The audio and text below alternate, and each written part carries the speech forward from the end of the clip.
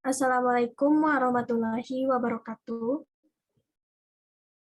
Perkenalkan, kami dari kelompok 5 akan mempresentasikan hasil diskusi kami.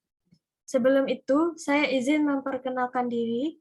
Nama saya Nadia Wiguna Safira dengan NIM 2005-3045. Dan teman saya Esther Roma Uli dengan NIM 2005-3027. Baiklah, pada kesempatan ini, kami dari kelompok 5 akan mempresentasikan dengan judul Strategi, Model, Metode, Teknik, dan Taktik dalam Pembelajaran.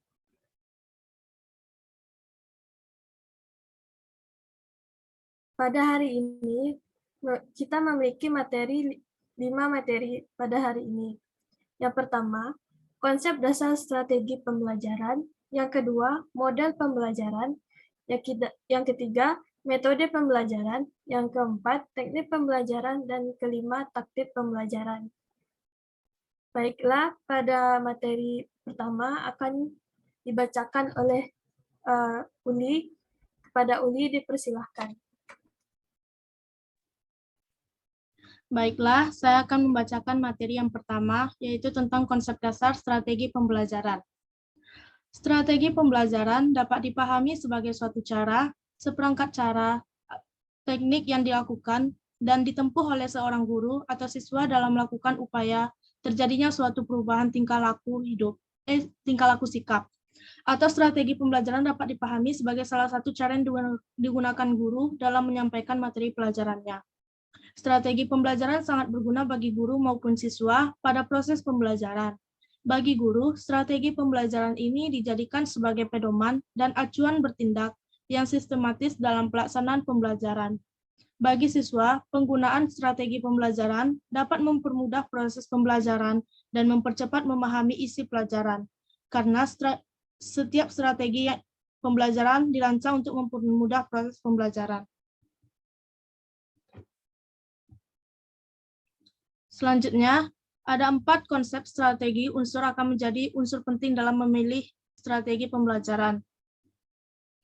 Menurut Gulo 2002, jika diterapkan dalam konteks pembelajaran, keempat konsep strategi unsur akan menjadi unsur penting dalam memilih strategi pembelajaran, yaitu sebagai berikut. Pertama, lakukan spesifikasi dan kualifikasi tujuan pembelajaran dengan melakukan perubahan profil perilaku dan pribadi peserta didik. Yang kedua, lakukan pertimbangan dan pemilihan sistem pendekatan pembelajaran yang dipandang paling efektif. Ketiga, lakukan pertimbangan dan penetapan langkah atau prosedur, metode dan teknik pembelajaran yang sesuai. Yang keempat, lakukan penetapan norma-norma dan batas minimum kriteria keberhasilan dan kriteria baku keberhasilan. Selanjutnya, 3 jenis strategi yang berkaitan dengan proses pembelajaran. Karena pentingnya memperhatikan strategi dalam kegiatan pembelajaran, kita harus mengetahui bahwa ada 3 jenis strategi yang berkaitan dengan proses pembelajaran, yaitu yang pertama, strategi terkait bagaimana mengorganisasikan pembelajaran. Maksudnya adalah bagaimana isi pelajaran dapat diorganisasikan sebagai struktural strategi yang mengacu pada bagaimana menyintesis fakta, konsep prosedur dan prinsip yang berkaitan. Selanjutnya, strategi pertama ini dibagi atas strategi mikro dan strategi makro. Yang kedua, strategi terkait bagaimana mengelola pembelajaran. Maksudnya di sini adalah bagaimana menjaga hubungan interaksi antara pembelajaran, dalam hal ini siswa, dengan semua hal yang berkaitan dengan pembelajaran. Strategi ini menjadi media untuk mengelola 2 strategi di atas sebelumnya. Yang ketiga, strategi terkait bagaimana menyampaikan pelajaran. Maksudnya adalah bagaimana isi pelajaran tersampaikan kepada si pembelajar, dalam hal ini peserta didik, dan bagaimana ketersediaan informasi atau bahan yang dibutuhkan oleh siswa untuk belajar, berkreativitas, dan menampilkan hasil unjuk kerjanya. Selanjutnya adalah konsep dasar model pembelajaran. Model pembelajaran adalah suatu perencanaan atau suatu pola yang digunakan sebagai pedoman dalam merencanakan pembelajaran di kelas atau pembelajaran dalam tutorial, dan untuk menentukan perangkat-perangkat pembelajaran. Selanjutnya, menurut para ahli, seperti Joyce, menyatakan bahwa setiap model pembelajaran mengarahkan kita ke dalam mendesain pembelajaran untuk membantu peserta didik sedemikian rupa sehingga tujuan pembelajaran tercapai. Sekian materi dari saya kembalikan kepada Nadia.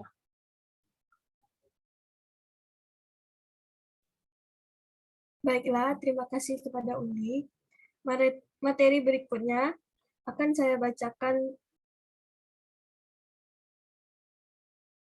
metode pembelajaran.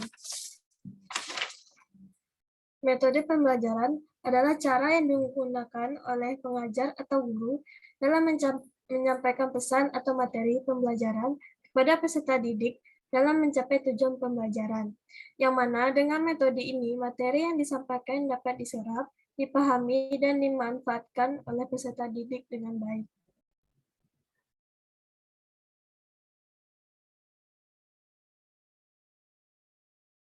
Macam-macam metode pembelajaran. Yang pertama adalah metode penceramah.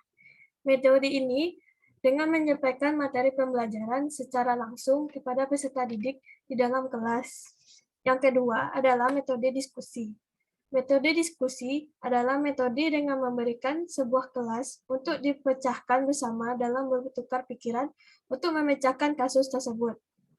Yang ketiga adalah demonstrasi, yaitu metode dengan cara memperagakan tentang proses, situasi, atau benda yang berkaitan dengan materi pembelajaran. Yang keempat adalah metode tanya-jawab. Metode ini adalah metode dengan menyampaikan materi dalam bentuk pertanyaan-pertanyaan yang harus dijawab oleh peserta didik. Yang kelima adalah metode simulasi. Metode simulasi adalah metode yang dilakukan dengan meniru sesuatu yang nyata tetapi tidak memiliki objek.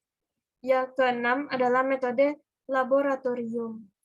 Metode ini dilakukan dengan melakukan percobaan mengenai objek, kejadian atau proses yang dituntut untuk mengalami sendiri.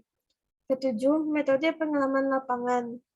Metode ini mempelajari suatu objek di tempat objek itu berada atau secara langsung. Yang kedelapan adalah pemecahan masalah. Metode ini dilakukan untuk melatih peserta didik dalam menghadapi masalah baik pribadi atau berkelompok. Yang kesembilan adalah metode penugasan. Metode ini dengan memberikan tugas khusus kepada siswa yang kemudian harus ia mempertanggungjawabkan nantinya.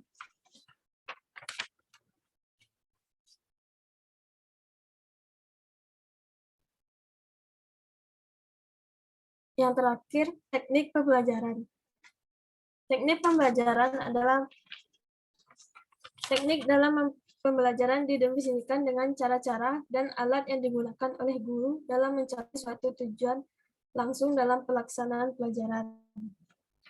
Teknik yang baik apabila yang pertama membangkitkan motivasi, yang kedua menjamin perkembangan kegiatan kepribadian, yang ketiga memberikan kesempatan bagi siswa untuk berekspresi yang kreatif, yang keempat merangsang keinginan dan dapat memotivasi siswa untuk belajar lebih giat, yang kelima adalah meniadakan penyajian yang bersifat verbalistik dan diganti dengan pengalaman. Yang keenam, menanamkan dan mengembangkan nilai dan sikap utama yang baik.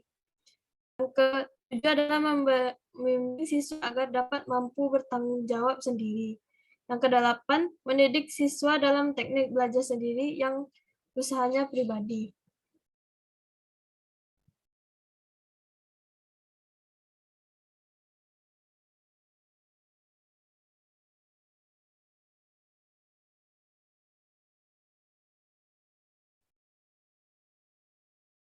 Baiklah, terima kasih kepada teman-teman yang telah melihat presentasi kami.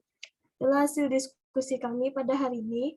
Maaf jika ada kata dan perilaku yang salah. Saya akhiri. Assalamualaikum warahmatullahi wabarakatuh.